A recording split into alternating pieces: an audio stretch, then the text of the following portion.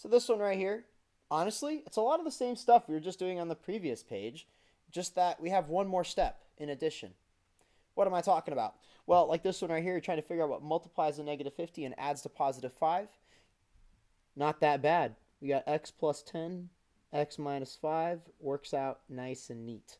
But because these equal 0, you got to solve equal 0. You need to set x plus 10 equal to 0, as well as x minus 5 equal to 0. The reason why you're doing this is the zero product property. Two things are being multiplied together and end up being 0. One of them must be 0. So we got x equals negative 10, x equals 5. Sorry about my cats making all that noise. It's so obnoxious. Kitties want attention, and I'm ignoring them. It sucks sometimes. There we go. X equals negative 10. X equals 5. Easy enough. Really not that hard. Let's do some more interesting ones over here. Let's do this one. Letter E here. Again, there's that 3 that is in all of them, so I can factor that 3 out immediately. 3x squared minus 2x minus 15 equals 0. 3, what multiplies to negative 15 adds to negative 2, ends up being negative 5. Positive 3. After that, again, we're setting them all equal to 0, but you might just be able to see, hey, plug in 5, that'll give me 0. Plug in negative 3, that'll give me 0. X equals 5, negative 3. Easy peasy. Let's do one of the hardest ones there is. One of the ones with a number in front. Boom, boom, boom.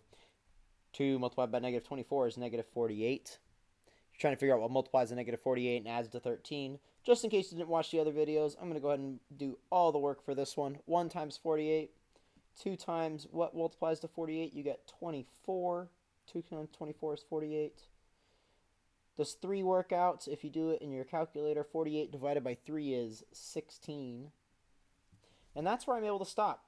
And again, the reason why I'm able to stop there is I need it to be negative 48. So I need one of these to be a negative number. And because one of them has to be a negative number, I'm trying to figure out the difference that is 13. So in other words, this is going to be a negative 3 right there. Negative 3 plus 16 is positive 13. So I can finally rewrite this equation.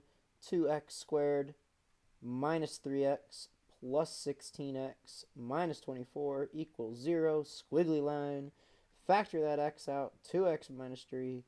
Factor that 8 out. 2x minus 3. There's a 2x minus 3 in both of those. So you get a 2x minus 3 and an x plus 8 equals 0. This one right here, easy enough just to say x equals negative 8. But this one might not be as easy for you. If you can see it right away, great. If you can't, let's do 2x minus 3 equals 0 off to the side. 2x equals positive 3, and therefore x equals 3 divided by 2, or you could write it as 1.5. Questions like the one at the bottom of the page just require you to add some like terms first. I'm going to do I because I think it's a little bit of a more difficult question. So I'm going to go ahead and add x squared to both sides. I'm going to subtract 4x and add 1. So I'm adding x squared, subtracting 4x, I'm adding 1, doing all this effort, and I'll get 6x squared plus 11x plus 4 equals 0 because I've subtracted everything away from this side. Just like before, 6 times 4 is 24. It multiplies to 24 and adds to 11. Turns out to be 8 and 3. So we got 6x squared plus 8x plus 3x plus 4 equals 0. Squiggly line.